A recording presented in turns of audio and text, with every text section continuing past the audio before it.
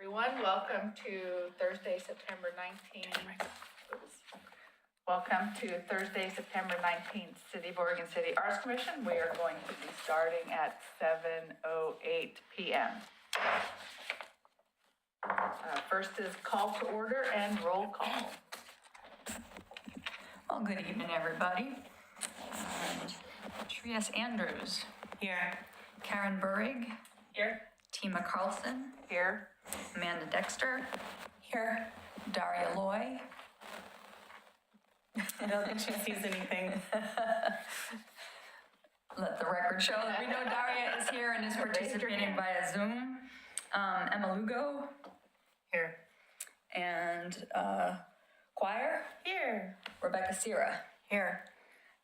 Josh Planton is traveling and is not going to be able to log in tonight. Okay. We are next in line is adoption of the agenda. So if we could please take a couple moments to review.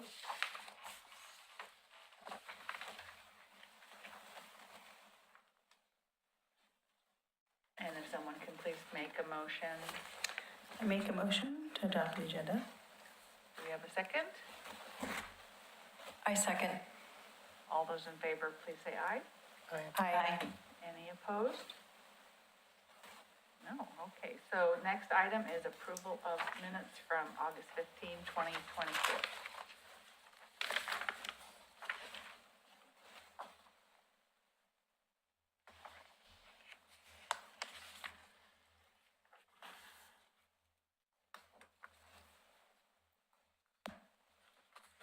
Uh-oh, What was that? there went our whole thing. All of our monitors computers are off blank. now? Oh. All the monitors are up. Yeah, so obviously Steve's trying to reboot the system. There was a meeting here Tuesday evening. The Planning Commission met here. They had some audio difficulties as well, so hopefully we get it figured out. I make a motion to approve the minutes. I second. All those in favor, please say aye. Aye. Aye. Aye. I'm sorry, who made the second? Thank you, Amanda. Any opposed? Okay, our minutes from August 15, 2024 are approved. Next item up is public comment. I did not receive any public comment before tonight's meeting. Number 5, discussion items. Our first item is 2025 Arts Commission Grant Program.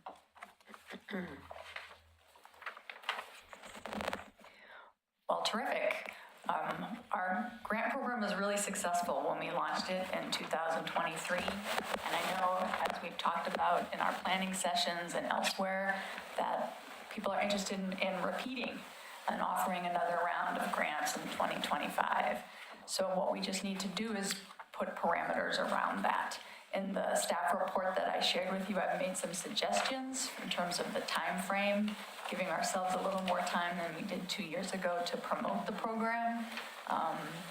What I hope that we can do tonight is go through those suggestions, determine what we want the time frame to be for the grant program, and how much money we would like to make available.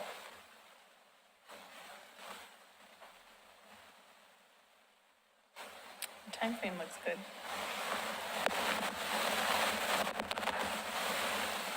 This is lovely.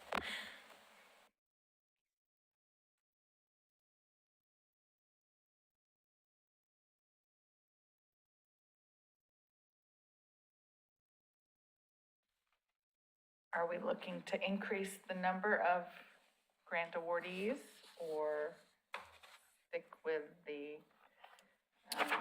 number that we have had with an equal amount of? But I think that depends on how Yeah. much, what they're asking for. I don't think there was a number of applicants. I think it was what the money was and who asked for what. And when they came to the money we had, that was, Yeah. so I don't think it's the number of grants. Do we know how much money we have to work with? Is that the $30,000 to $50,000? That's my recommendation. I think, we had 35 last time. When I looked at our budget, we do have some more discretionary money than we had available 2 years ago. So I do think that you know, you can make that final determination, but I do think there's room in our budget to increase that dollar amount. If we wanted to go up to 50, we could. If we want to stay at 35 or 40, we can do that. That's What up is- to you folks. What is their total budget right now? Is that on here? It is not. Yeah, I can call it up. We looked at it back in July. Yeah. And we do have, our finance team coming to talk to us in October. Okay, cool.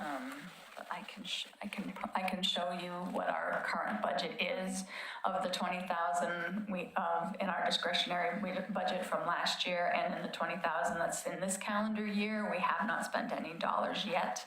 But I can print out and show everybody a copy of what we currently have. Okay. Do we have to set a dollar amount, or can we have a range and wait to see what comes in for application?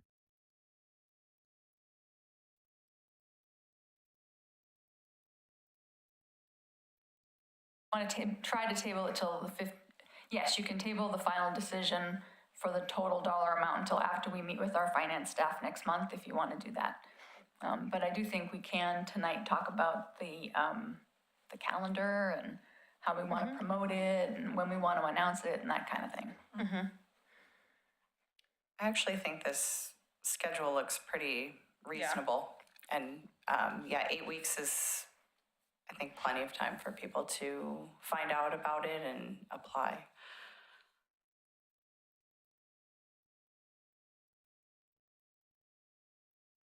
But I do want to add, the only way that I found out about the grant program was from calling Denise. So I wonder how we can do a better job of letting the community know that these funds are available. Well, yeah, we can review what we did last round. We did, I believe we did. Yeah, our social media is improved vastly because we have some. We have some now, we didn't before. Right, correct, Anna. But we also put the call out on RAC, and we, did we not, and we put it out through, CCA, we put it out through CCAA, Yeah. Three Rivers Artist Guild, RAC, and I think maybe Clackamas Community Cultural Coalition. So every large Yeah. organization for the arts, yeah. we put it out too. I think, yeah, I think there's a few more options we can look at. I know there's like a, I can't remember the acronym for it, but there's like an Oregon Arts, like grant, Yeah, I think for calls. OAC. OAC, yeah. Because I know I've applied to things off of there. And there's one, there's another one for like Washington, but a lot of the things on there are for Washington and Oregon, since we're so Yeah. close together. So I can look at those two. How about if we put it in like the trail news? Yes, That would be a good idea. yes. And I'd really like to make sure that this gets up to performing art community as well. So could we maybe say that next month, we would all bring our recommendations of where this should be advertised? And we could then make sort of a list of where we want to push this out to once we're ready to publicize. Or if people want to email me their suggestions, I can compile a running recommendations. Can we put it out in that Tribune paper, the Clackamas County one? I can find out what that costs. You mean like there's Oregon City News Yeah. and then, yeah. And maybe the Oregonian.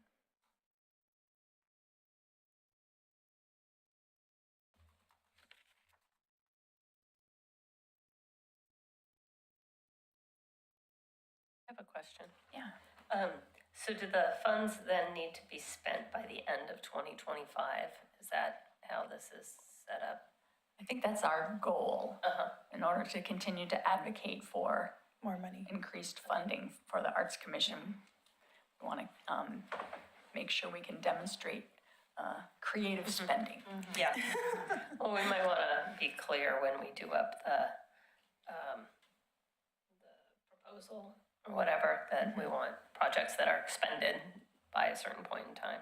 And can you clarify that a bit? Are you talking about if we distribute the funds in April, they have to have that project completed by the end of December or the end of our biennium, which is actually It's the July? biennium from the previous. So I they don't have understand. they have It about 3 extended months. beyond the year, Yeah. so. Oh, well, I think that Tima is correct, so if we announce the availability of the funds, we want to spend it all before the end of the biennium. So we wouldn't have to spend it by the end of 2025. We could spend it at the end of the, yeah. oh, So- end of 26, but that would be the first year of the next biennium. I'm sorry. Yeah, this July biennium ends. 2024 to August. I'm sorry, you're correct. 2024 or Yep, I'm something. sorry. 2025. Yeah, that's right. Right. So if we don't think that that's sufficient time, then we could announce it earlier. I think we should, yeah, I think we should, I mean, didn't we do this in like February last time? Wasn't it like February? Well, I guess, But it was the first year of the first biennium, wasn't it? I mean, our problem is that the biennium ends on June 30th. If we distribute money in April, those projects would have to be finished in 2 months. That's a really short That- timeline. Yeah, that's not, I don't think, Let's do because February. it was April 2024, and it had to be finished by, I think, April 2025, or, it was a whole year, but it extended beyond 2023.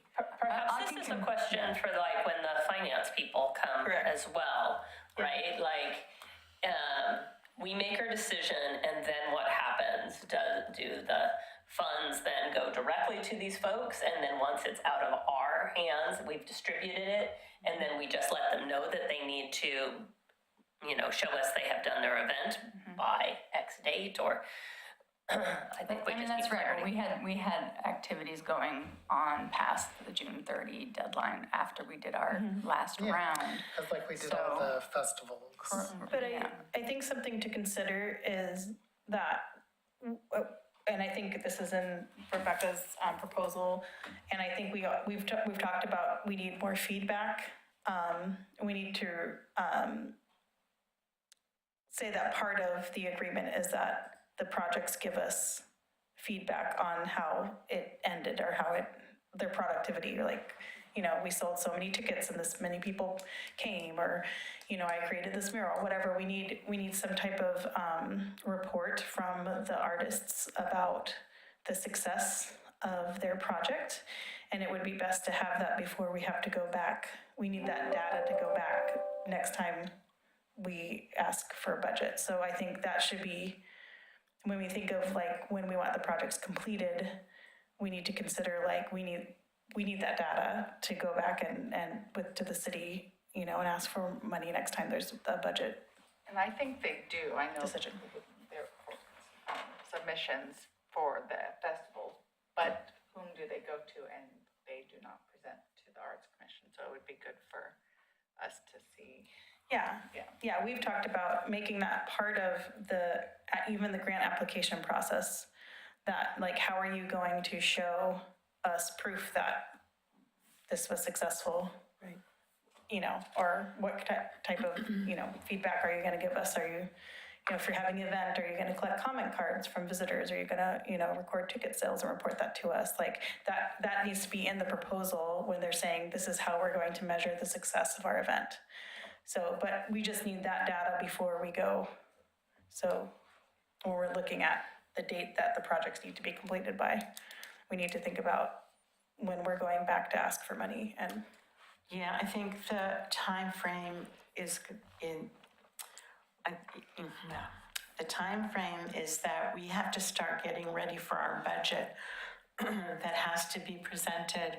We have to start working on it now. Next budget starts July 1st of this year. We've already gone through our biennium. yeah, It's just like 6 months away.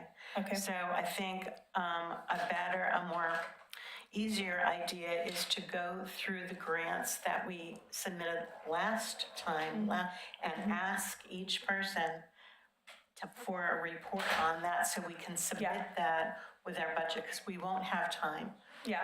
for this one. Okay. It's gonna be too quick. And I think that's another thing to really think about and get ready for is to start getting ready for budget now. Yeah, Now. correct, yeah. Yeah. On the timeline, is there a reason why we can't be looking at a grant application sooner than January? I mean, it's October, November, maybe in November, like at that meeting, like push it forward.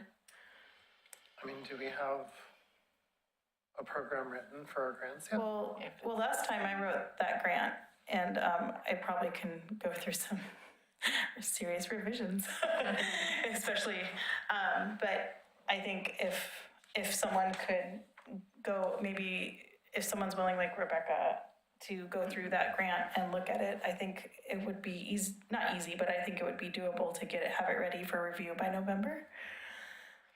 So you're suggesting that we make it available to the public as early as November? Well, I thought this review grant application, is that not for us to review it? Like Right. what does that mean? Like, Yeah, that would be like, That's what I'm saying. I was thinking that I would give you we would discuss the actual application itself at the January meeting, and then we Yeah. would release it in February. that's what I'm saying. But we let's- could potentially do Yeah, that do it earlier. Earlier, yes. correct, yeah, that's what I'm saying, like, I do think it would be okay when we did it in the last go around, and I know I was confusing when the biennium was started and ending. We announced it in April. No, we announced it and people got the applications in before the end of the biennium, but some of the activities did occur after the end of the biennium. yeah. And I think we could structure it again like that as well. yeah. That'd be comfortable. Do we have an answer to that question, though? Can we go past the biennium with these funds? Like, do we know that for sure? Yes, we can. Okay, so, They have to do extension requests if they go beyond it, though. Is that correct? I mean, as an arts commission, we can spend the funds after the end of the biennium, which is, the biennium ends June 30 next year. My only advice was to say, we want to demonstrate to city commission and to the community that as a commission, we are I feel like, using the funds.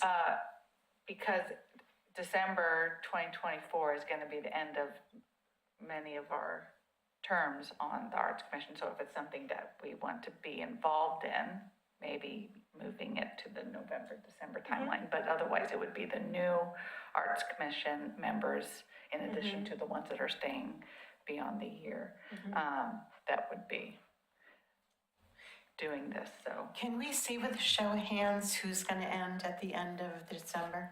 Should be 4 people. Yeah, every year, three Yeah. people finish and 3 people join us. Who's number 3? Who's number Yeah, so, Josh? Probably no, Karen and, Kevin? yeah, Karen and Trieste and our chair team.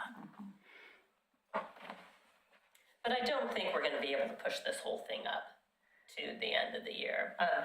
I do think that we should be able to review the grant application in that, November timeframe. Yeah. And I also think that it's good to have a longer window open for people. And then the question becomes whether or not having that window open over the holidays is a plus or a minus, and whether or not we can, I guess if we wanted to target to have the applications due more in February, pushing that up might be reasonable. But, So a month earlier. But it also seems that if we have chosen the awards before the end of the biennium, it shows that we have committed those funds. Yeah. Correct. And that would be.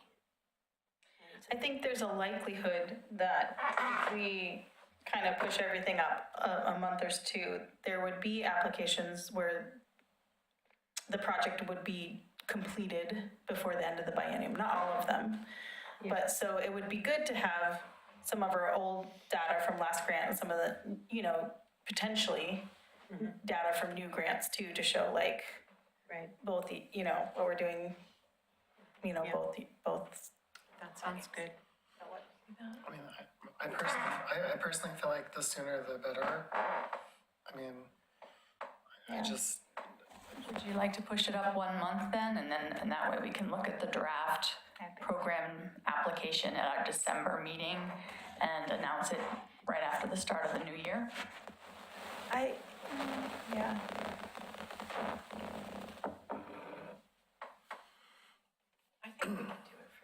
Yeah, I think we could do it for November. I don't see a reason why we need to wait. Because if we have it done, then we could just, if we don't want to, I think the sooner we have it done, the sooner we can put it up, and then we can even have more time for people to apply and to see it and whatnot, so. And it would be nice to take advantage of the expertise of our commissioners who have been through this once Yeah, already, before they leave. that's a good point. Yeah, and especially if we want to have 8 weeks, then we need to release it in December. Yeah. I'd like to point out, Rebecca just drew my attention to Daria's comment that talking about the grants, that she said, at my end, I would prefer if we dedicated at least 50 to 60% of the amount to 2 to 3 larger projects, and then the rest to smaller efforts. So just wanted to put that out there. Make sure everybody's. Dari, do you want to try talking into the mic? I think we might be able to hear you now through Zoom. Can you hear me? Thank you, Steve, Earlier, which is, I think, and actually it was mentioned by someone earlier about demonstrate. I think you actually, in fact, Choir, you were talking about tracking the impact, right? That all these projects that are going to be undertaken, utilizing the budget that we're going to put forth for the community, and how important it is for tracking. I think the tracking is very important for a variety of reasons. The commission track record, they then, of course, can help us bring different type of funding in the future. And I think that in light of that, to track more funding in the future and to track the great work the commission is doing and the commission's credibility, it would be really great if we could dedicate at least half or maybe even more if possible to larger, more impactful projects, because those enable us. Oh no, there's more technical issues. Can you hear me not anymore? No, you can hear me fine? I can't understand. Okay, because Annie is telling me that there are issues technically by chat. And, I think that would be really great because those 2 or 3 projects, larger projects, then can be tracked, and that tracking can enable bigger impact in the community. But at the same time, I think it's very important to be very sensitive towards the smaller projects, because there is also a lot of kind of goodness that comes from those smallest projects. So to me, instead of doing one thing or the other, what I'm proposing is to consider something that is a bit in the middle, where we can have at least 50-60%, maybe a couple of 2 or 3 larger projects, and then the rest we can sprinkle in different tiers, so that there is kind of impacts a variety of level. But those big projects are very visible because of the size of them, and I think it would be good to consider projects that have permanence onto the city versus things that are events that come and go, and there's no really a visible record onto the cityscape. I was just going to say that not that I disagree with you, but I think we have to look at each and every grant application for the quality it is, how they've met those, and what our mission is in regards to what our values are as an art commission. So I just am seeing it from a different way. You just have to judge each and every application for what it is. Yeah. I could not agree more, yes. I think it is very important to give to every single application the review quality that they deserve, because they put effort in the work.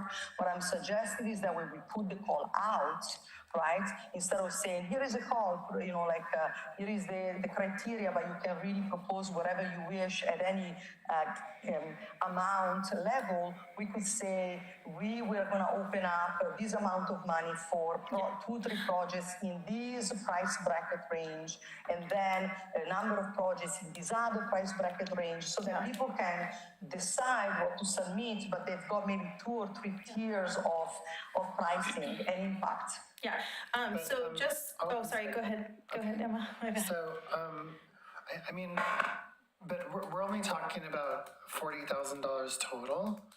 And so for instance, let's say you break up to two big ones that represent 60%. Even at that number, you're still only talking about a grant of maybe $12,000. Yeah. And it's like $12,000 is a nice amount, but it's really not going to do something that's very impactful. Yeah. I mean, just to do this sculpture we're doing on the street is going to cost, like 25,000 or something. Yeah. And it's like, so I mean, I don't think I agree with you. I have to just be honest, Ari, I don't think I agree with you. But that's just my own opinion. I mean, I feel like what we did last time, where we had, I think, about 8 grants all total, and each one was like in the $3,000 range, was really great because it spread it out over the whole community, and we had a lot more recipients. I mean, there's amount where you go so low that it doesn't really mean anything. Like $500 really isn't much to do an art project with. 3,000 is enough to do a little something, or if you add it to other things, then it adds up. And I just feel like since we have such a small amount of money, we should still try to spread it out. But again, that's just my opinion. That's just one opinion. You make a really great argument for doing it in the way that you propose as well. Well, I don't think that it's so different. I think something, I don't know if you know about our last round, how we did it. We did have 2 tiers of financial application. Like you could apply for this level of money or this level of money. The higher level, we had a little lengthier application process because we wanted to really make sure that they were going to be successful projects, and we asked for more. I'd have to read what we asked for, but we asked for more stuff basically for the application process. And I think too, one thing that we put in the grant, and one thing that we used as when we measured which projects we wanted to do, is we have our mission statement and what we feel, and we had it very clearly stated, like what these projects need to do for the community. So I feel that the grant application is good in those ways, and that was kind of something you brought up. Like we want to make sure that the projects are going to be seen. We want to make sure the projects are good for the community, that they have an impact, and all those things. Those things were in the grant application. We clearly defined our mission, and we clearly defined that the projects needed to fulfill that mission in the community. So if that helps. Yeah, I think if you look at what grants we awarded last time, there were 3 large grants and the rest were small grants. So I think, kind of shakes out that way. Yeah. Okay.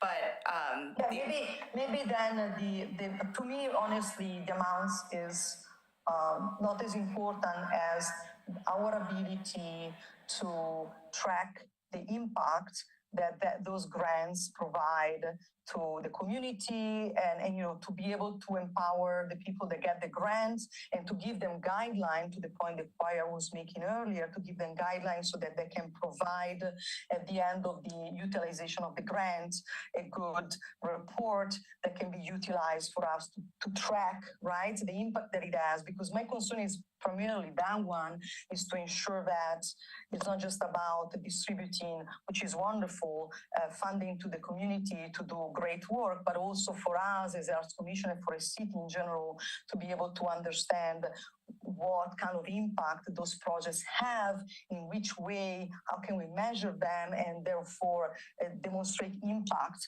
of our responsible usage of those funding. That's all I care the most about, to be honest. Yeah, I totally agree with you on that. And also that could come across as, because last time I remember in the discussion, we were looking at community events, we were looking at fulfilling what the community had asked for when we had done the survey previously of what they wanted to see what kind of art they wanted to see in the community. And we were also looking at we want to support the artists in our community so that they can keep making art. So we took all those things. So I think if it's an event, that's great. Like we can require the artist or organization to put sponsored by us, things like that. We can require them to to submit some type of measurement or rubric of like, this is how we're measuring the success of this event, and give that data back to us. If it's an individual, we can also do something like, well, like say there's an artist in our community that is a sculptor and needs a new something or whatever, and we want to help them to continue to make art. We can always feature that person in our social media and on our website and be like, look what the Arts Commission did for this person, or even like try and get a write-up about it in the Trail News or in a paper somewhere, like, this is what the Arts Commission is doing. Some of that is on us, some of that's in the artist, and I think we can definitely do a better job in being creative about how we do that.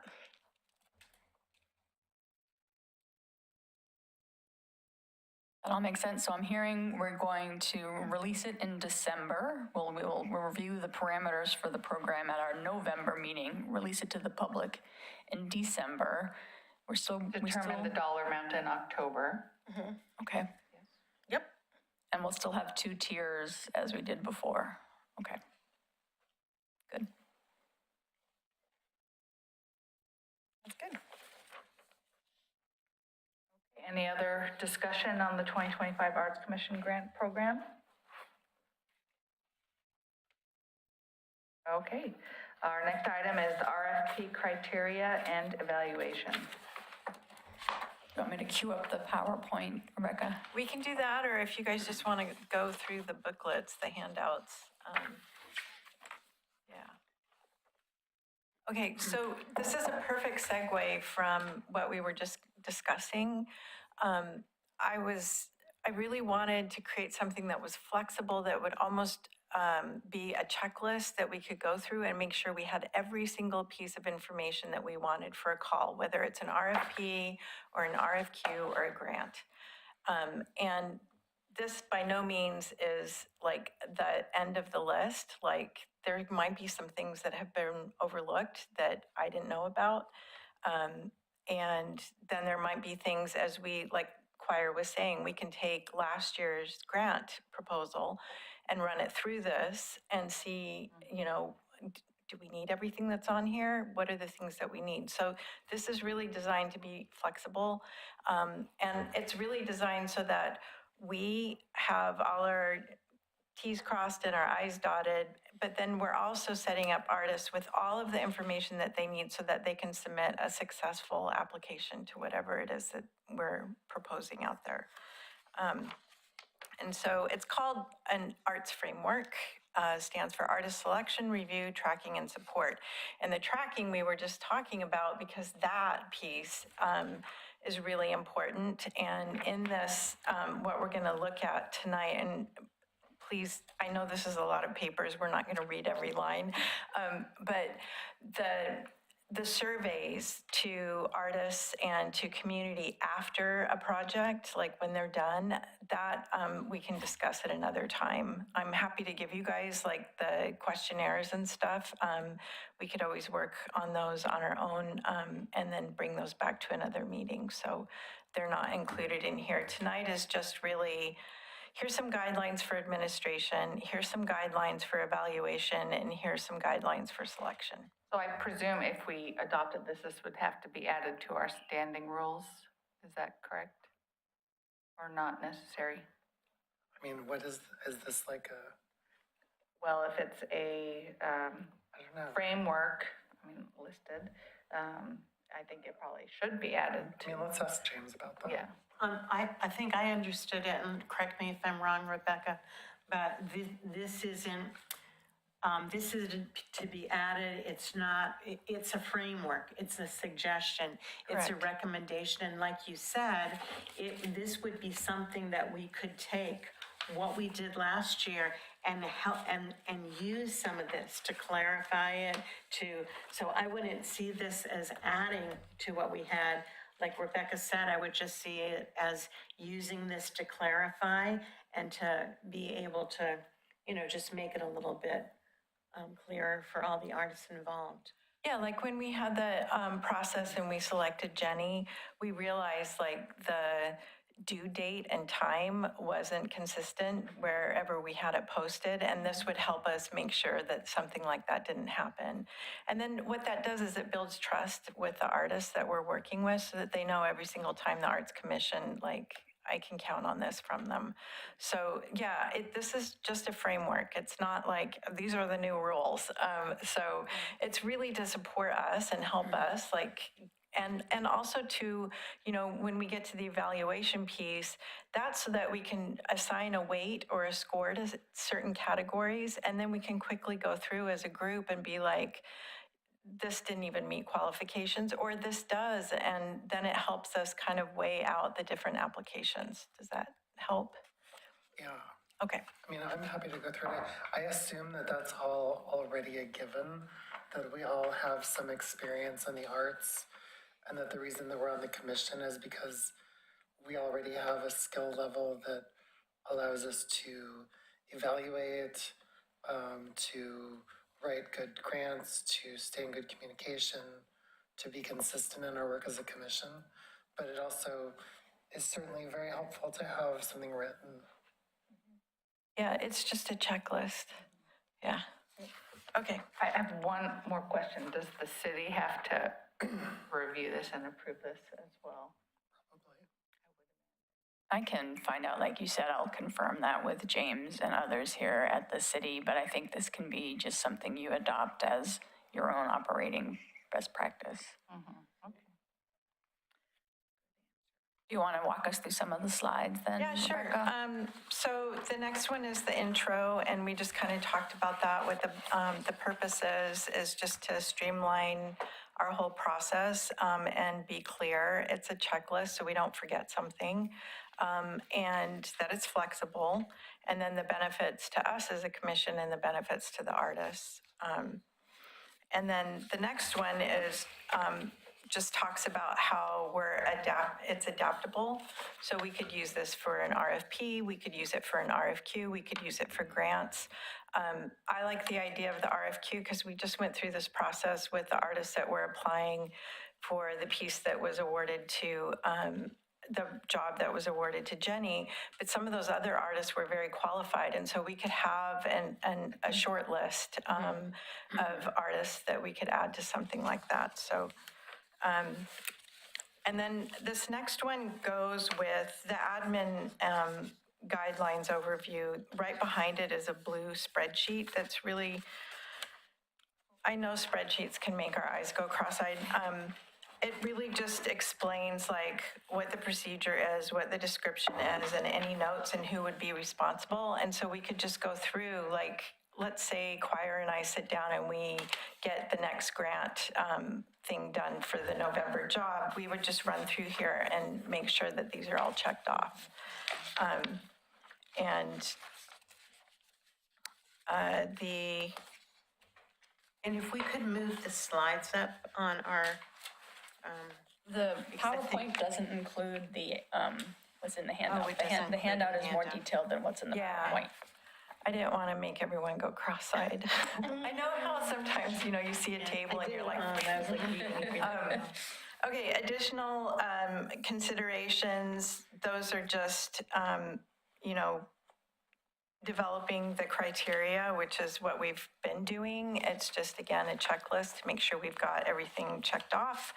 And then mitigating bias. One of the things that I think would be really important is to have a blind selection process. So at some point, maybe when everybody submits their stuff, Anne can take out the names and we can review everything without knowing who. We do that. I don't, Yeah. yeah. We do that. I'm sorry, Did we what? take out that? Yeah, we did last time. It's just that every grant that I've ever gone for, and maybe I'm just not understanding it, but every grant I've ever gone for is, you know, my name, my organization, my tax ID number, where I'm from, web links, and I think that has so much to do with whoever is proposing something is to be able to look at their work on website and to be able to see their history and see them as an artist. And I think we have to lay a foundation that we all trust each other, that we are not going to, you know, choose somebody because they're a friend, but that we've taken our commission responsibly, that we make decisions based on quality of work and not on friendship or anything else.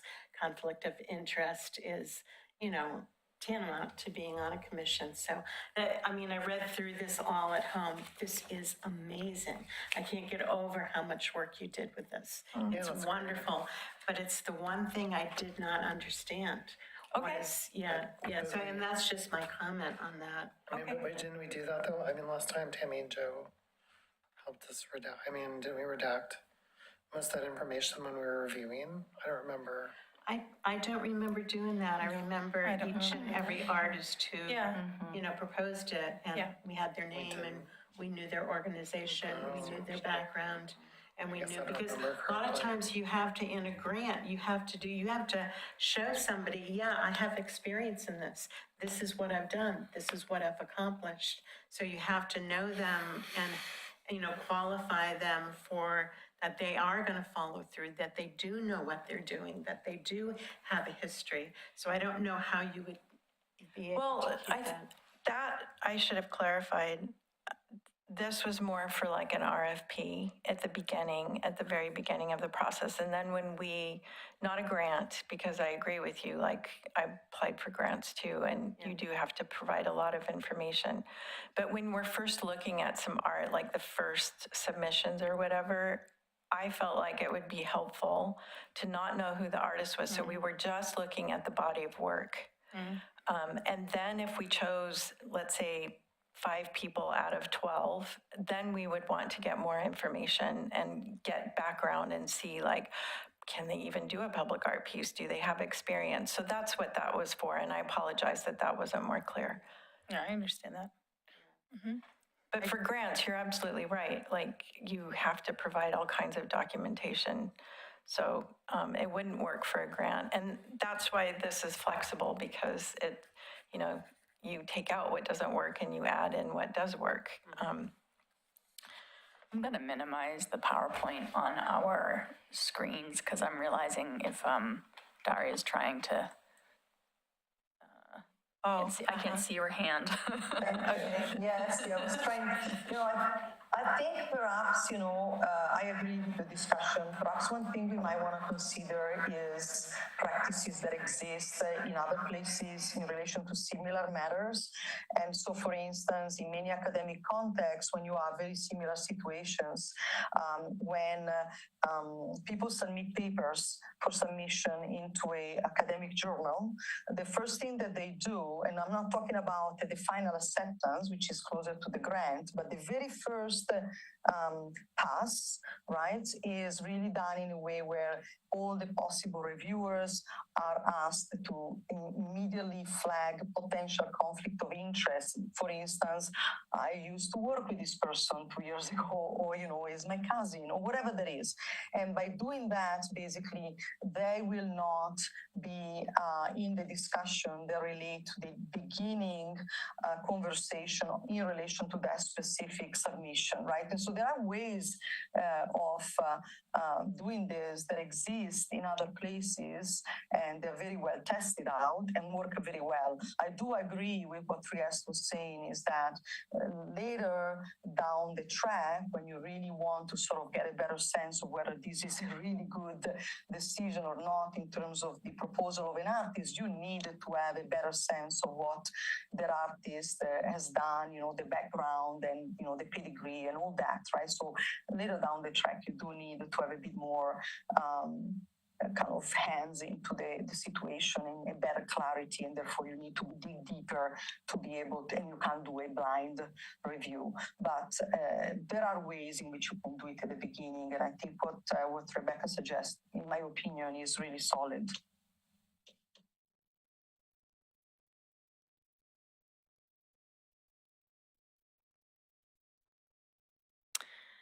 Is not also necessarily like, oh, that's my friend or I know that person, but I think we all have to be honest with ourselves, because we're human beings. Like, on some level, no matter how much you don't want to, we all have some type of implicit bias in one direction or another. And I think it is important to find ways to keep that in check, especially when we're looking at art and artists and things like that. And I definitely agree that if we're doing a request for proposals, a first pass should be just a pass to look at the proposal and the work examples. And then choose people from that and then go forward with looking at the artists themselves. I think that's a wonderful thing, because I feel like with implicit bias, you don't always know that it's there. So this is just a way to ensure that we are doing what we want to do, which we all want to be unbiased and all want to give everyone a fair chance. And this is just a way to know that we're doing that, regardless of our unknown biases we might have. So I fully support that.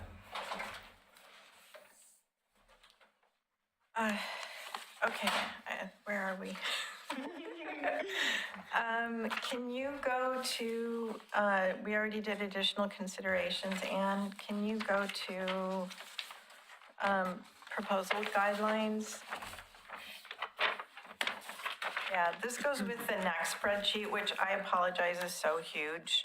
But again, this is a checklist, like on the left of the spreadsheet, you'll see it says required.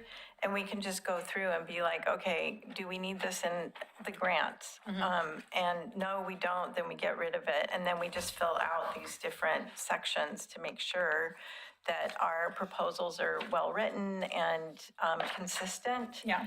Because I also feel like as a commission, it's really important if we have some, and this is not a criticism at all. So I feel like as an organization, if we're consistent in the way we present the information, people can begin to like count on, this is the way that I can receive this information and this is how I need to respond to it. So again, just a checklist, and y'all can look through this. When we have opportunities come up, like grants or the next RFP, then we can, whoever's working on it, we can go through this and use it and just to make sure we have everything checked off. And then there's the evaluation criteria. Can you go to that slide, Anne? Yeah. So the way this one works, it's the last spreadsheet, and that's the green one, and I'm sorry, it's small. But there's a minimum eligibility and checklist, that's kind of the first thing. And if, let's say somebody's missing the deadline or somebody missed all of their photos or whatever, and they really didn't meet the requirements of what the RFP or the grant asked for, then that would take them off the list. And then if they did meet those, then they would advance to, we would review and see like, okay, did they meet all the artistic merit and the qualifications? And the way, so there's rating levels that are proposed here. You guys may not, the commission may be like, we don't want to do excellent, good, and fair. We want to do 1, 2, 3. And then there's a scoring range, if you want to break them up and make them equal 100, or if you want to do 1 through 5, like we can change that. And then there's notes over to the side of it. And you'll see like on here, the evaluation criteria overview, there's a community engagement piece. That isn't the follow-up. That's like what we did with Jenny, where, Jenny and all of us went out into the community, worked with the McLaughlin Neighborhood Association. That's what that section is about. And then the last bit is, after the spreadsheet, is supporting the arts framework. And this is what I mentioned at the very beginning, is that there's a couple of other spreadsheets that could be further developed. One is an art project tracker. I don't know if we have one, but whenever where does it live? Who made it? When was it done? Is it being maintained? Did it go into storage? Like all of that would be really good to have something like that the Art Commission tracks. And then also to develop the artist feedback. And so this is something we could practice on it if y'all are gonna go back to last year's grant applications or grant awards and ask them for the information about how successful they use their grants and, what kind of data that they've got. And then community feedback, if we want to gather feedback from the greater community. So this would be something like we could do after Jenny's piece is unveiled and see what the community thinks of it. And then what started all of this, was the marketing plan, because I realized, and Daria and I have been meeting with Anne, we realized we can't really market well if we don't have all of the information and the data to show this is the progress that we're making, and this is the amount of money that we're sending out, and this is the number of artists that we're supporting, and these are the things that have really become, glowing in Oregon City. So that's kind of what started the whole thing was, back early in the year was the marketing plan, and this just kept kind of evolving. So again, this is a proposed framework. It's supposed to be flexible. It's not supposed to be rules. And I hope that it will help us be efficient about being able to pull together whatever it is that we want to post out there. So thank you. Can I make an additional comment? I just from doing the first round of grants, doing the call for the art on the Portland Lou, and doing the call for the art for the statue, we have spent a lot of time in this commission deciding how each of those things are going to be done and how each of those things are going to be scored. And something like this gives us efficiency to where we have this to look at. We don't have to spend a lot of conversation deciding on those things. We've already had it. We already have something to, put a mirror up to the call or how we're going to score it or anything like that. So we don't have to spend half of a meeting deciding that each time we do a call. So I really appreciate that you've done this. It's going to be super helpful for us. This is wonderful. I do recommend maybe the score range being to 10, because I feel like Whatever. 40 points for artistic merit might get a little confusing. That's just an example. Yeah. I didn't know, because I haven't been through this yet since I'm a new commissioner. So those are just examples. We can decide what we want it to be. And I think for the scoring, if we want to be consistent and always have a particular score that we use for everything moving forward, then we should decide as a group, what is the score that we're going to use, or what is the weight that we're going to use. It's supposed to just make it easier for us. And I know spreadsheets can make your head explode, but once you kind of go through it, it goes really quickly. You just kind of check things off. And again, if something's missing, Trieste, I really appreciate that you took the time, and everyone else who took the time to read through it. If something's missing or worded weird, circle it, send it to me. I'll change it. I'll give you access to the Google Drive, whatever. I think this should work for all of us. So thank you. Yeah, and as Rebecca just said, we can have, so you don't have to look at it on a paper copy. So everybody will get an electronic version of this too. And if that's easier to read it, you can zoom in, you can zoom out. And then you also have it on your own home computer. Good, thank you very much, Rebecca. Are there any other comments? John? For the RFP Criteria and Evaluation? No. Again, thank you very much. Communications. Does anyone have items to share? I do. I know. Sorry, I've been talking too much tonight. The 29th, I feel like the 29th. I am hosting a foraging and artist talk event. If you're interested in knowing more about that, please text me. I can send you the invitation. There is only so many slots. So what we'll do is we're meeting at Waterboard Park in the afternoon, and I'll take people on a foraging walk. I'll talk about the plants. I'll talk about how it relates to my work, and then we'll head back to my studio, and I'll have some examples, some sneak peeks at some of my new works for my show in December. So. When you say foraging, are you foraging for things that you can use to make paints or Oh, for yeah, things that sorry. you draw pictures of? What Yeah, kind of that's foraging is it? yeah, sorry, so unspecific.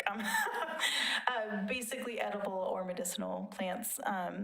Just basic identification, and if people want to take some home, and just some basic foraging rules, safe foraging rules and things like that. I'm an amateur forager, so people will be signing a disclosure.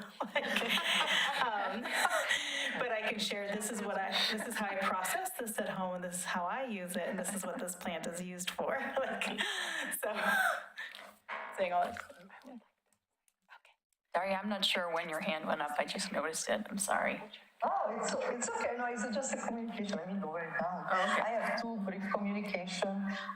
One is related to something that Anne already kind of mentioned by email, but I just wanted to sort of, just because sometimes by email it's easy to forget things and read them all.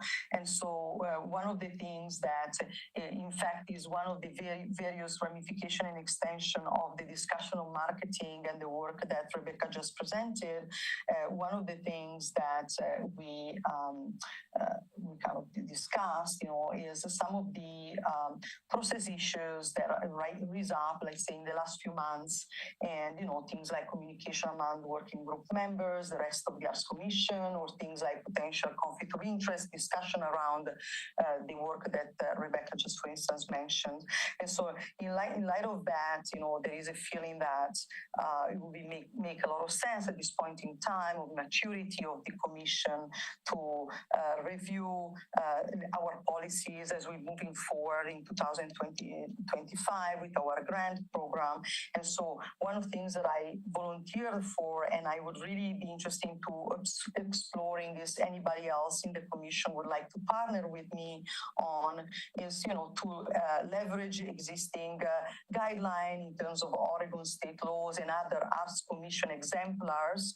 There are many Arts Commission that have got a great track record of excellence, and looking at those work to really generate a draft that can be then discussed in the next meeting that really kind of overviews a general code of conduct for us to sort of consider. And so this is again a draft, underscored draft, and something for us to consider and to really build it up together by leveraging what already exists, which is kind of a lot already. And so anybody that would like to participate in that, I would very much welcome it. And so that's the first. And the second communication that I'd like to share very briefly is that this month there is actually a solo show at Imperfecta that is specifically focused on patriarchy and different type of experiences that women encounter in the workplace. And so it is a very important topic, difficult exhibition, I guess, but topic to sort of consider. And I would very much appreciate, I'm very grateful the choir could come to the opening, but I think would be a very interesting theme for the commissioners to consider, given that many of us in the commission, in fact, happen to be women in the workplace, and so many of the themes in that exhibition relate to some of the experiences of that many women encounter in today's workplace.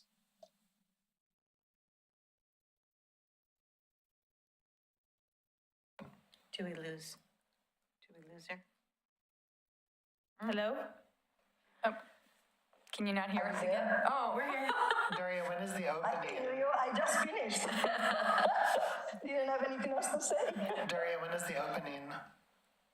Oh, the opening already happened, was about 10 days ago, but the exhibition is going to be on till the end of the month. And who's the artist, Daria? Yeah, sorry. Who's the artist, Daria? It's me. It's so good. The work is so good. It's actually my solo show, but it's more important to me not that. The part that is more important to me is actually the topic. I'm really trying to utilize this exhibition as a way of creating meaningful conversations on the themes of workplace patriarchy, bullyism, and misogyny that many people have experienced, especially if you are in high tech, as I used to be. And so, to me, the topic is more important than who's done the work. The conversation on the topic. Daria, what are the hours that you're open in your gallery to go to? I'm open Tuesday to Saturday, 11 a.m. to 5 p.m. But if you want to come out of this time, you just let me know and I'll be there for you. You just have to tell me and I'm open for you. I'm there all the time. Pound on the door. So I just had one announcement. This week on Prison Pipeline, which is a show I co-host at KBOO, we interviewed Anna Fritz and Paul Susi, who presented, they talked about their work called An Iliad, which is a community theater performance that travels around to Oregon's prisons. And it's an adaptation of the Iliad, and it's really designed to be performed within the confines of an institution. They're having a fundraiser for their next round of community theater performances, which is going to include both theater presentations here in Portland and also out of state. They're going to be at Portland Center Stage this upcoming weekend of September 26th to the 28th.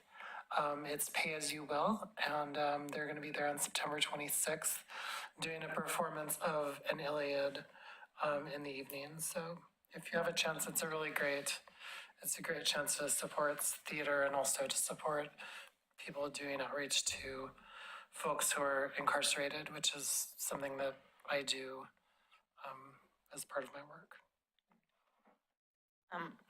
I've had some really preliminary meetings and discussions, but about two really exciting projects, if they can't kind of all come to be.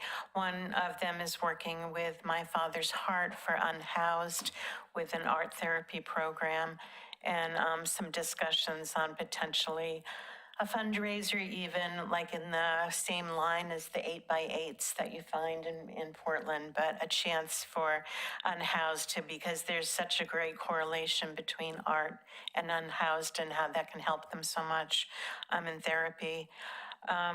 And the other one, there's always so many things. Oh, the other one is a full weekend of multicultural events, including storytelling, dance, song, and getting like the library involved in it, and 4 different spaces within Oregon City that can be carried out through a whole weekend for 7 or 8 different cultures. So preliminary talks, but both pretty exciting projects. I have one more, sorry. This Sunday, Soulflex is hosting, we have a poster that maybe Ann can display. It is Converse Day by request of the mayor, who is a frequent Converse wearer. If you wear your shoes or bring your Converse shoes, you get a free Oregon City badge or patch that you can have ironed on at the event. There'll be shoe design opportunities as well. It's free, and from 12 to 4 at Soulflex. The mayor's idea. I love it. If I drop off my Converse, will you put a sticker on it? All right, I might do that. I won't be here. They're clean. I have one more communication, sorry, I totally forgot. Also Friday and Saturday, the 26th and 27th, or sorry, the 27th and 28th, I've actually been working with First Baptist of Oregon City. They have plots of land in the front that are unused, and so I have been working with them, and also Bosque Dell Native Nursery in Westland, and I've designed a edible native plant food garden, and so we're going to have a plant sale for the community because if you don't know, fall is the time to plant your native plants so that they can establish during the rainy winter and not need as much irrigation in the warm months. So we're going to be hosting a native plant sale to raise funds to keep up the community garden, and also there'll be, if you want to donate a plant to the community garden, we'll have a table specifically for that, or we'll also have just a bunch of plants for sale for your own garden and home. So that's Friday and Saturday, the 27th and 28th. So Lots going on, as usual. I do have a couple things I want to share with everybody. So it was mentioned earlier that we are going to have elections in December. So we are sorry to see our 3 hardworking commissioners step down, but we will. So we'll be announcing those vacancies. If you know folks who would be interested in being part of the Arts Commission, encourage them. They can email me, they can call me. They can go onto the city's website. All of our public commissioners where there are currently vacancies are open right now. So I know last year we had more than 3 folks apply, so we had to have some conversations here, and we'll do that in December. So get the word out and encourage folks to join. I do know one male candidate that I'm going to reach out to. So.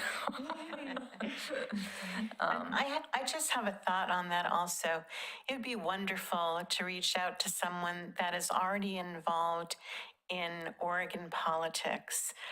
It's wonderful. We're such a creative group, and it's amazing what comes out of these meetings. But to have somebody that would know how to get around a lot, not to get around them, but have some power in Oregon City and have them as, as advocates for us, that'd be former great. mayor, like, maybe What about Denise? well, no, not Should we put Denise, that but on? what about a former mayor? Yes. We've got at least a couple of them around. Yeah, absolutely, absolutely. that's So if another- that would anybody be knows cool. anybody, I have a Is couple Alice of Neely people. still around?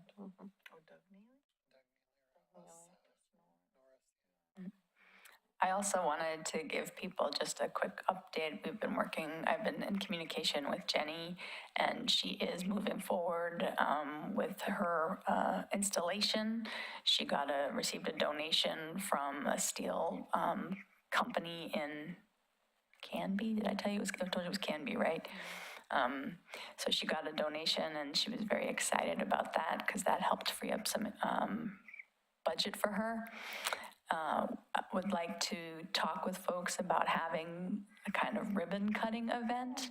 So she is planning to have the installation in the early part of December, like maybe the first or second week in December. Go Jenny. So she's the City of Oregon City's Public Works Department is underwriting the costs of the permits. So there's no cost there in partnership for the Arts Commission. And once I have a date fixed, I would like to organize like a little reception. So we could have the event, since it's going to be early December, the weather might not be the best, so we could have an activity across the street and then potentially come back here to City Hall and have a small reception. Do people prefer evening, weekend, during the day? What do people, in terms of people's availability, is a weekend morning like the best kind of time, or is it? Well, is it after the ribbon cutting?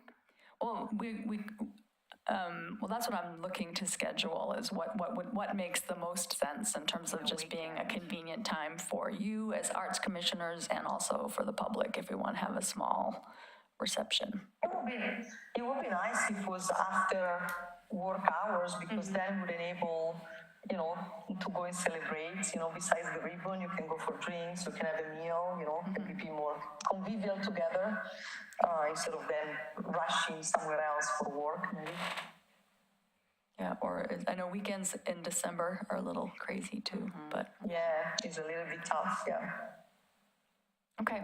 I know that the Oregon City Chamber, their ribbon cutting events quite frequently are after 5 p.m. or 5 to 7 p.m. because they want to enable people to be able to attend but not have to shut down their own businesses. And they do it, I think, on Thursdays, if I recall. So something to consider. And if you're a chamber member, you can borrow their scissors. And they'll do it for you too. I used to work for the chamber just about a year ago, and so yeah, the chamber can do it for you also, which would be pretty amazing. And I wonder if the Hive would have a space. That, it's so close to where it is, and then go for drinks and, celebrate, after the ribbon cutting. Because I know the Hive is also a chamber member. Well, I will give first preference to Jenny to schedule, but then we'll see what works out. But I'm excited to have a small event, and then we'll invite City Commission, and we'll invite other folks. And I don't know, I'm just some opinions on this, but I have a meeting with the Hive on another event through Rotary. Do you want me to mention at that time, would you be open to Anna, a ribbon event after ribbon cutting? We'll just mention it to them. See what they say. All right, any further comments? One other grant program that we're going to need to consider establishing is a grant program that will help fund the other public art restoration priorities that were established in the inventory that we did. So I know Josh was thinking about how, if we have a certain amount of money from the City Commission to help in addition to the discretionary money that's in the Economic Development budget for the Arts Commission, how do we want to prioritize some of those public art priorities that are in that inventory? And just yesterday, I had a meeting with someone who owns the building where there is currently a mural, and that's on the list of artwork that needs to be assisted, and he's very interested in doing some repairs to that mural. And I told him we would be working on a grant program to help support some of the public art refurbishing. So that's something we need to put on our already busy list. Yeah. Anything else?